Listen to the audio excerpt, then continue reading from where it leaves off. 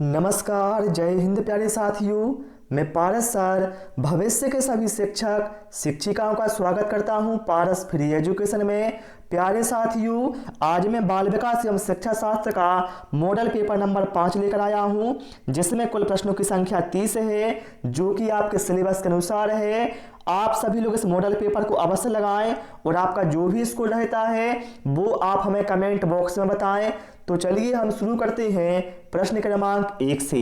यहाँ पर कहा गया है, निम्न में से कौन सा कथन सत्य है? ऑप्शन है लड़के अधिक बुद्धिमान होते हैं, लड़कियां अधिक बुद्धिमान होती हैं, बुद्धि का लिंग के साथ संबंध नहीं है, या फिर सामान्यतः लड़के लड़कियों से अधिक बुद्धिमान होते हैं।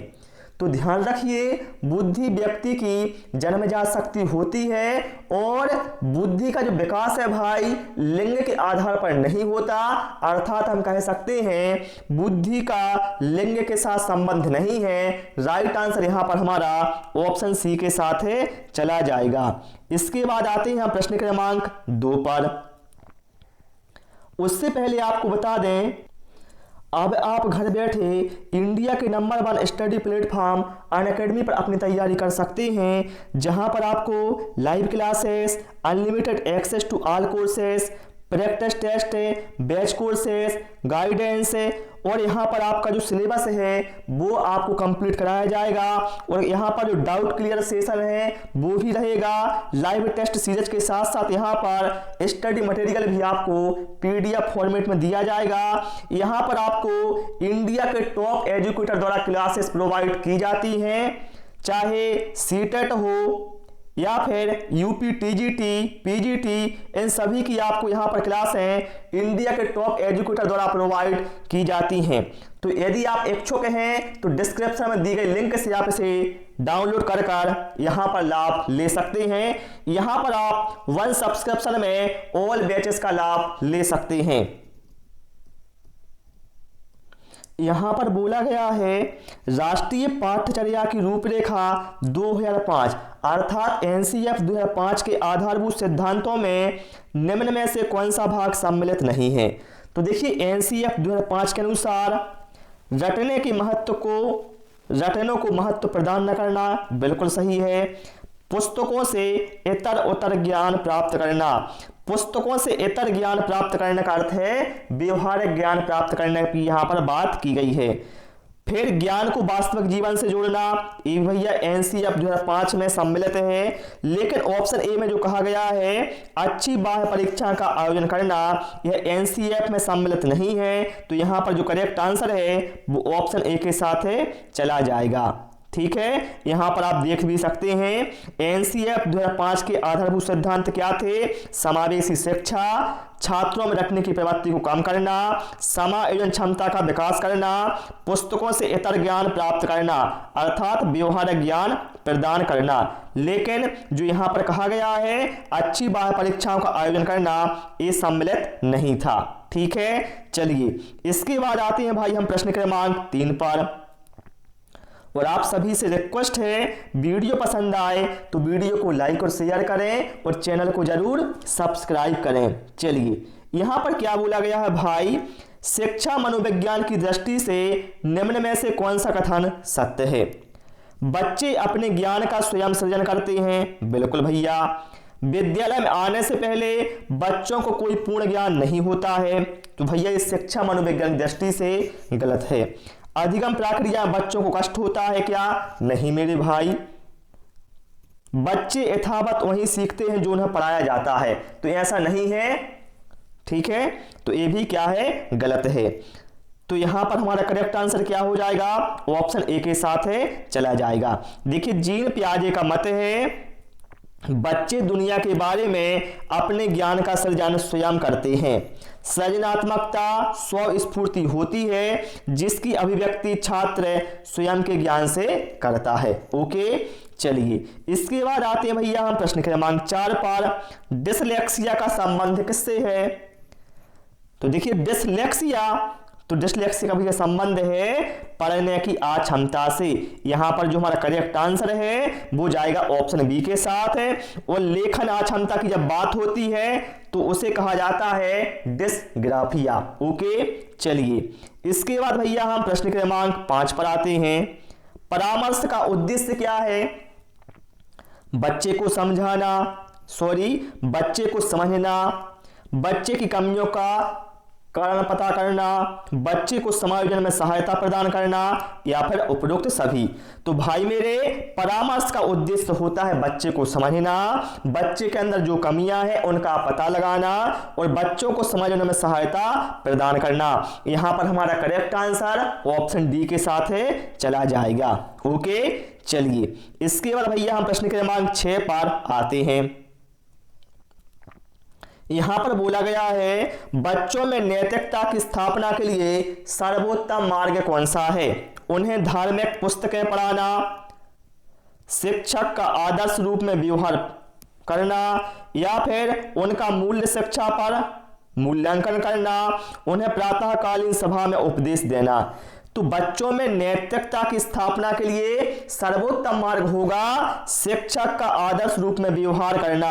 राइट आंसर यहां पर हमारा ऑप्शन बी के साथ जाएगा, क्योंकि शिक्षक ही विद्यालय बच्चों के सामने होता है और जैसा शिक्षक करता है उसका प्रभाव बच्चों के ऊपर पड़ता है। तो यदि शिक्षक आदर्श रूप में व्यवहार प्रस्तुत करेगा तो बच्चों में भी क्या है, नैतिकता आएगी।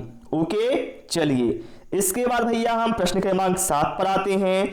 शिक्षक एवं विद्यार्थी के मध्य संबंध होना चाहिए स्नेह का, विश्वास का, सम्मान का, या फिर ये सभी।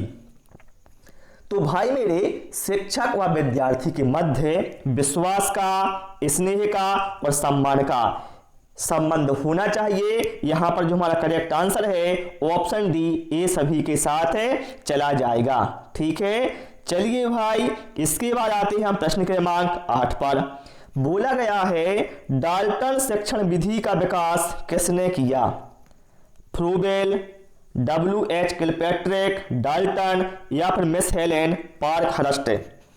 तो यहां पर भाई हमारा करेक्ट आंसर ऑप्शन सी के साथ है, चला जाएगा। डाल्टन शिक्षण विधि का विकास किया मिस हेलेन पार्कहर्स्ट ने। ठीक है, इस शिक्षण विधि में छात्र अपने अपने कार्यों को अपने बौद्धिक स्तर के आधार पर पूरा करने के लिए स्वतंत्र होते हैं। एक शिक्षण विधि में समय सीमा का निर्धारण नहीं किया जाता है। ओके, चलिए इसके बाद भैया हम प्रश्न क्रमांक 9 पर आते हैं।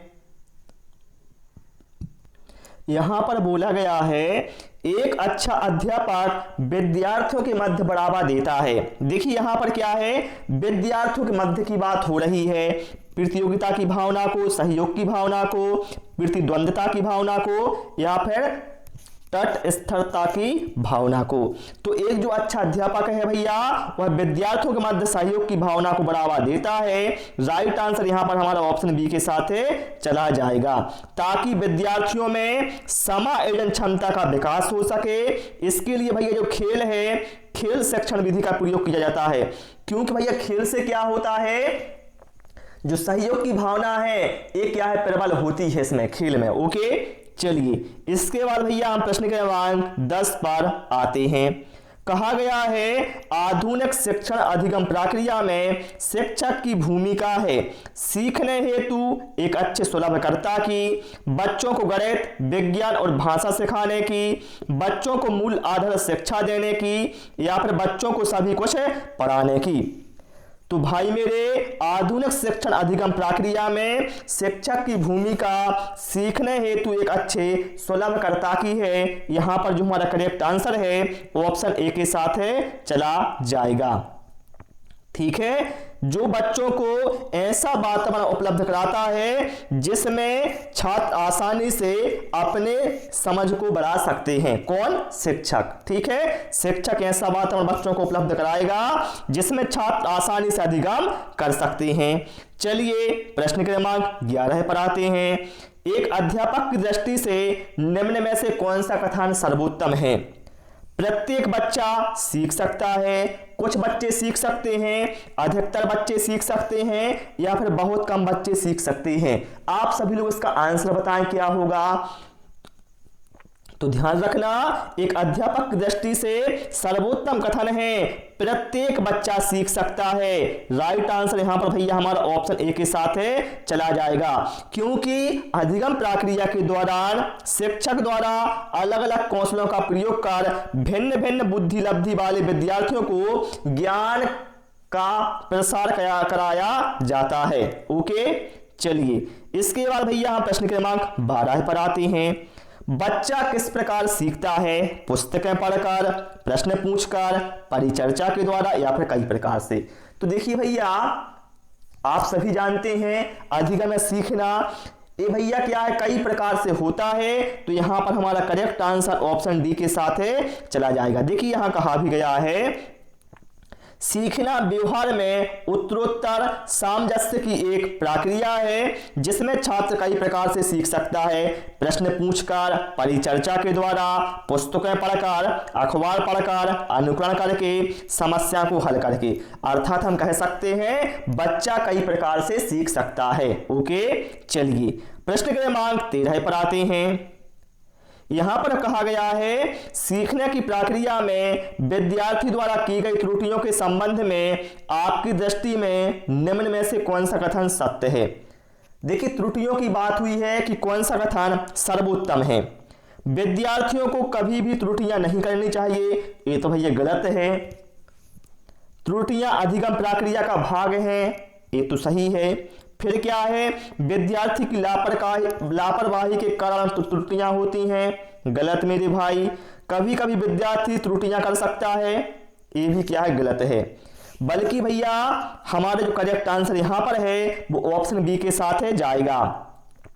त्रुटियां अधिगम प्रक्रिया का भाग होता है।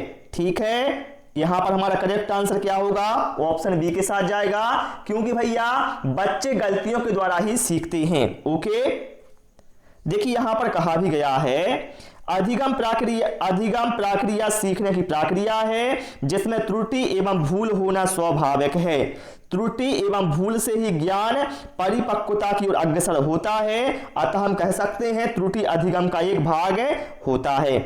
चलिए प्रश्न क्रमांक 14 पर आते हैं। कहा गया है मधु गणित में कमजोर है, एक अच्छे अध्यापक की दृष्टि में उसके गणित में कमजोर होने का क्या कारण हो सकता है? प्रायः लड़कियां गणित में कमजोर होती हैं। भैया ये तो लैंगिक पक्षपात को दर्शा रहा है, ये तो गलत है। उसके माता पिता अनपढ़ हैं, नहीं मेरे भाई, इससे मधु का क्या हो जाएगा, तो माता पिता अनपढ़ हैं। यहां पर तो मधु की बात हो रही है ना, उसे अध्ययन में रुचि नहीं है, ये भी हम नहीं बोल सकते। बल्कि एक अच्छा अध्यापक क्या सोचेगा कि उसकी गलत शिक्षण की जो विधि है भैया त्रुटिपूर्ण है। मैं मानता हूं भैया उसे रुचि नहीं है, तो रुचि नहीं है तो इसमें क्या है, अध्यापक को ऐसा प्रयास करना चाहिए, ऐसी शिक्षण विधि का चुनाव करना चाहिए जिससे उसका जो अधिगम है वो हो सके, कोई समस्या तो उसे दूर करनी चाहिए। अर्थात हम कह सकते हैं गलत शिक्षण की जो विधि है वह त्रुटिपूर्ण है, जिसकी वजह से मधु गणित में कमजोर है। ओके, चलिए प्रश्न क्रमांक 15 पर आते हैं। निम्न में से सर्वोत्तम कथन कौन सा है? एक अच्छा अध्यापक अध्यापन के लिए व्याख्यान विधि का प्रयोग करता है। बताइए आप लोग, जो अच्छा अध्यापक होगा क्या वो व्याख्यान विधि का प्रयोग करेगा? ये जरूरी थोड़ी है, तो ये काट दिया हमने। सदैव प्रदर्शन के माध्यम से सिखाता है, नहीं। विद्यार्थियों को सदैव सीखने के लिए प्रेरित करता है, ये बिल्कुल सही है भैया। जो एक अच्छा अध्यापक होगा वह विद्यार्थियों को सदैव सीखने के लिए प्रेरित करेगा, मोटिवेट करेगा। यहां पर जो हमारा करेक्ट आंसर है ऑप्शन सी के साथ है चला जाएगा। ठीक है, चलिए प्रश्न क्रमांक 16 पर आते हैं। राष्ट्रीय पाठ्यचर्या की रूपरेखा 2005 अर्थात एनसीएफ 2005 के अनुसार गणित शिक्षण का मुख्य उद्देश्य क्या है? बच्चों को अंक गणित का ज्ञान देना, बच्चों में गणित के प्रति रुचि पैदा करना, या फिर बच्चों में तार्किक चिंतन तथा समस्या समाधान योग्यता का विकास करना, या फिर बच्चों का संवेगात्मक विकास करना। तो भाई मेरे एनसीएफ 2005 के अनुसार गणित शिक्षण का मुख्य उद्देश्य होता है बच्चों में तार्किक चिंतन तथा समस्या समाधान योग्यता का विकास करना। आप लोग ये मत सोचना बाल विकास एवं शिक्षा शास्त्र में ये पेडागोजी के क्वेश्चन कहां से आ गए। भैया ये आए हुए क्वेश्चन है बाल विकास शिक्षा शास्त्र में, यही वहीं से मैंने ये क्वेश्चन सारे उठाए हुए हैं। ओके, मानसिक रूप से स्वस्थ अध्यापक की क्या विशेषता होती है? तो भैया यहां पर हमारा जो करेक्ट आंसर है वो ऑप्शन ए के साथ जाएगा, वह संवेदनात्मक रूप से संतुलित है। ठीक है, देखिए यहां पर व्याख्या भी आप देख सकते हैं, संवेगात्मक रूप से संतुलित होना मानसिक रूप से स्वस्थ अध्यापक की मुख्य विशेषता होती है। ओके, चलिए, चाहे अध्यापक हो चाहे बच्चा हो, यदि वह संवेगात्मक रूप से संतुलित है तो ये समझिए वह मानसिक रूप से स्वस्थ है, चाहे अध्यापक हो या फिर बच्चा हो। ओके, चलिए प्रश्न के क्रमांक 18 पर आते हैं। आंसर दिख गया है आपको, कोई बात नहीं, क्या करूं दिख ही जाता है, बहुत सोचता हूं ना दिखे। शिक्षा का अति महत्वपूर्ण उद्देश्य क्या है? आजीविका कमाना, बच्चे का सर्वांगीण विकास करना, पढ़ना एवं लिखना सीखना या फिर बौद्धिक विकास। तो भाई मेरे, शिक्षा का अति महत्वपूर्ण उद्देश्य होता है बच्चे का सर्वांगीण विकास करना। ठीक है, चलिए इसके बाद भैया हम प्रश्न क्रमांक 19 पर आते हैं। बच्चे की बुद्धि लब्धि 90 से 110 के मध्य है, तो बताइए वह बच्चा कैसा है? सामान्य बुद्धि वाला, प्रखर बुद्धि वाला, उत्कृष्ट बुद्धि वाला या फिर प्रतिभाशाली? तो भैया टर्मन के अनुसार यदि बुद्धि लब्धि 90 से 110 के बीच होती है तो बच्चा क्या है? सामान्य बुद्धि वाला होगा। राइट आंसर यहां पर हमारा ऑप्शन ए के साथ चला जाएगा। यहां पर आप देख भी सकते हैं, टर्मन ने सर्वप्रथम बुद्धि का मापन किया तथा बुद्धि लब्धि के आधार पर छात्रों का वर्गीकरण किया था। यदि किसी छात्र की बुद्धि लब्धि 130 से अधिक है तो वह प्रतिभाशाली बालक कहलाएगा टर्मन के अनुसार। आप चाहें तो इसका स्क्रीनशॉट ले सकते हैं और ध्यान रखिए यदि 71 से कम होती है तो वह जड़ बुद्धि वाला बालक माना जाएगा। ओके, चलिए प्रश्न क्रमांक 20 पर आते हैं। सतत एवं व्यापक मूल्यांकन में व्यापक मूल्यांकन शब्दावली का क्या तात्पर्य है? सभी विषयों का मूल्यांकन, शैक्षिक क्षेत्र का मूल्यांकन, शैक्षिक एवं शैक्षिक क्षेत्र का मूल्यांकन या फिर शैक्षिक क्षेत्र का मूल्यांकन? तो देखिए भाई, सतत एवं व्यापक मूल्यांकन में जो शब्द आया है व्यापक मूल्यांकन, इस शब्दावली का अर्थ है शैक्षिक एवं शैक्षिक क्षेत्र का मूल्यांकन। ओके, चलिए इसके बाद भैया हम प्रश्न क्रमांक 11 पर आते हैं और आप सभी लोग भैया सारे प्रश्नों के आंसर या तो कमेंट करते जाएं या फिर कॉपी में नोट करते जाएं। जो भी आपका स्कोर रहता है वो आप हमें कमेंट बॉक्स में बताते भी जाएं। ओके, शिवानी द्वारा पूछे गए एक प्रश्न का उत्तर शिक्षक तत्काल नहीं दे सकता है, शिक्षक की प्रतिक्रिया क्या होनी चाहिए? देखिए भैया, शिवानी ने कोई प्रश्न पूछा शिक्षक से जिसका उत्तर शिक्षक तत्काल नहीं दे सकता है, तो ऐसे में शिक्षक की जो प्रतिक्रिया है वो कैसी होनी चाहिए? शिक्षक को इस प्रश्न का जो सही उत्तर है बाद में समझ कर देना चाहिए। राइट आंसर यहां पर हमारा ऑप्शन डी के साथ चला जाएगा। बाकी में आप देख सकते हैं शिवानी को चुप करा देना चाहिए, भैया ये नेगेटिव है। शिक्षक द्वारा शिवानी को ध्यान बैठा देना चाहिए, नहीं मेरे भाई कोई समस्या है तो उसका समाधान करो, उसका ध्यान मत भटकाओ। शिक्षक को कहना चाहिए मैं नहीं जानता, भैया शिक्षक क्यों हो आप तो नहीं जानते तो, है ना? तो यहां पर हमारा करेक्ट आंसर क्या है भैया? ऑप्शन डी के साथ ही चला जाएगा। इस तरह से आपको वहां पर चारों ऑप्शन पढ़ना है, जो नेगेटिव कथन है उसको भैया क्रॉस कर दो तुरंत। ओके, जैसे मान लो आप पर कोई प्रश्न का आंसर नहीं बन रहा है तो आपको वहां पर यही ट्रैक अपनानी होगी। बच्चे की जिज्ञासा शांत करनी चाहिए। अब देखिए, जब शिक्षक फुर्सत में हो, जब विद्यार्थी फुर्सत में हो, कुछ समय के पश्चात या फिर तत्काल जब शिक्षार्थी द्वारा जिज्ञासा की गई है, तो ध्यान रखिए यदि बच्चे की कोई जिज्ञासा है तो शिक्षक को उसे तत्काल जब विद्यार्थी ने कहा है तभी शांत करना चाहिए। ओके, चलिए प्रश्न क्रमांक 23 पर आते हैं। आप अनपढ़ माता पिता के बच्चों को अंग्रेजी सिखाना चाहते हैं, बताइए कैसे सिखाएंगे आप अनपढ़ माता पिता के बच्चे को अंग्रेजी? आप बच्चे से अंग्रेजी में बात करेंगे, भैया आपको सिखाना है, वो थोड़ी सीख के आया है, तो ये तो गलत है। ठीक है, ऐसा ही आपको करना जैसा मैं आपको बता रहा हूं। आप बच्चे को अंग्रेजी में बोलने के लिए बाध्य करेंगे, बाध्य का मतलब होता है मजबूर करना, तो भैया हम उसे मजबूर नहीं करेंगे कि आप अंग्रेजी में बोलें, क्योंकि भैया वो अंग्रेजी सीखने आया है आपसे, ठीक है, थोड़ी वो आपसे कोई बात करने आया है। आप बच्चे को मातृभाषा में बोलने से रोकेंगे नहीं मेरे भाई, मातृभाषा में बोलने का बच्चे का अधिकार है। आप उसे मातृभाषा की सहायता से अंग्रेजी सिखाने का प्रयास करेंगे, ये होगा हमारा करेक्ट आंसर। आप क्या करेंगे? बच्चे को मातृभाषा की सहायता से अंग्रेजी सिखाने का प्रयास करेंगे। समझ गए? चलिए भाई, इसके बाद हम प्रश्न क्रमांक 24 पर आते हैं। पुरस्कार एवं दंड हैं सकारात्मक प्रेरक, स्वाभाविक प्रेरक, कृत्रिम प्रेरक या फिर अर्जित प्रेरक। तो यहां पर हमारा करेक्ट आंसर ऑप्शन सी के साथ जाएगा, कृत्रिम प्रेरक हैं। देखिए, पुरस्कार एवं दंड बाह्य कृत्रिम प्रेरक तत्व हैं जो व्यक्ति के कार्य एवं व्यवहार को नियंत्रित एवं प्रोत्साहित करते हैं। ओके, चलिए इसके बाद भैया हम प्रश्न क्रमांक 25 पर आते हैं। बाल मनोविज्ञान के आधार पर कौन सा कथन सर्वोत्तम है? सारे बच्चे एक जैसे होते हैं, प्रत्येक बच्चा विशिष्ट होता है, कुछ बच्चे विशिष्ट होते हैं या फिर कुछ बच्चे एक जैसे होते हैं।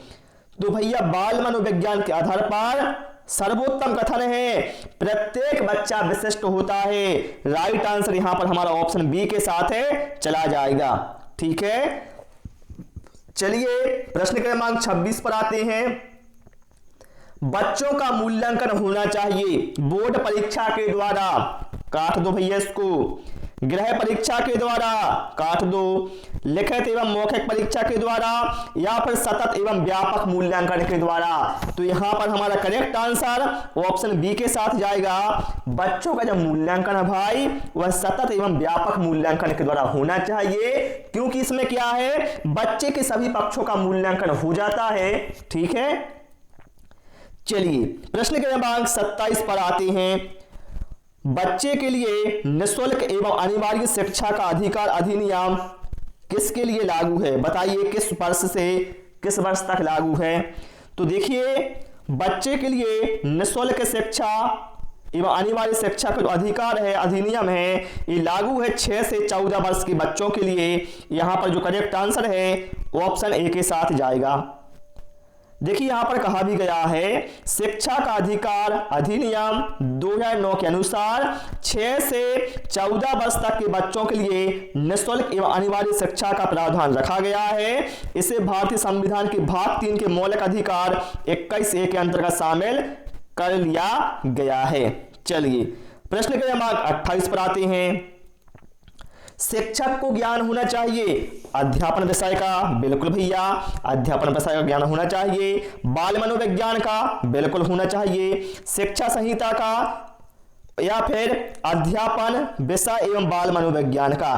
तो यहां पर हम देखें जो हमारा करेक्ट आंसर है वो जाएगा ऑप्शन डी के साथ, अध्यापन विषय एवं बाल मनोविज्ञान का ज्ञान शिक्षक को होना चाहिए। चलिए प्रश्न क्रमांक 29 पर आते हैं। एक बच्चा कक्षा में प्रायः प्रश्न पूछता है, उचित रूप में इसका अर्थ क्या है? बच्चा शरारती है, वह असामान्य है, वह अधिक जिज्ञासु है या फिर प्रतिभाशाली है? तो भैया कोई बच्चा यदि आपसे कक्षा में है बार बार प्रश्न पूछता है तो इसका मतलब बच्चा कैसा है? अधिक जिज्ञासु है। ओके, अर्थात वह शिक्षण अधिगम में रुचि ले रहा है और उसके मन में जो भी विचार आता है तो वो आपसे प्रश्न पूछता है। ठीक है, अर्थात बच्चा कैसा? जिज्ञासु है और शिक्षक को क्या करना चाहिए? बच्चे की जिज्ञासा को तुरंत शांत करना चाहिए। चलिए प्रश्न क्रमांक 30 पर आते हैं।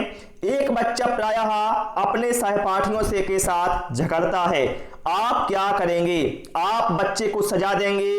कई बार बोल चुका हूं भैया आपको ऐसे काम नहीं करना, नेगेटिव वाले। आप बच्चों को विद्यालय से निकाल देंगे? नहीं भैया नहीं निकालेंगे। उसके माता पिता से शिकायत करेंगे? नहीं, बल्कि आप क्या करेंगे? बच्चा ऐसा कर क्यों रहा है, यह जानने का प्रयास करेंगे और उसे आप परामर्श देंगे। इसलिए यहां पर राइट आंसर हमारा ऑप्शन सी के साथ चला जाएगा। देखिए यहां पर कहा गया है सहपाठियों से झगड़ा करना छात्र के व्यवहार में अवांछनीय परिवर्तन की वजह से होता है। ऐसी स्थिति में अध्यापक को छात्र के व्यवहार में परिवर्तन के कारणों को जानने का प्रयास करना चाहिए तथा उसे व्यक्तिगत मिलकर उसे परामर्श देना चाहिए। तो प्यारे साथियों, आज इस प्रैक्टिस सेट में इतना ही। मुझे उम्मीद है आपको ये प्रैक्टिस सेट पसंद आया होगा। आपको हमारी क्लास कैसी लगी हमें कमेंट करके अवश्य बताएं। वीडियो पसंद आया हो भैया वीडियो को लाइक और शेयर करें, चैनल को सब्सक्राइब करें। Thanks for watching this video.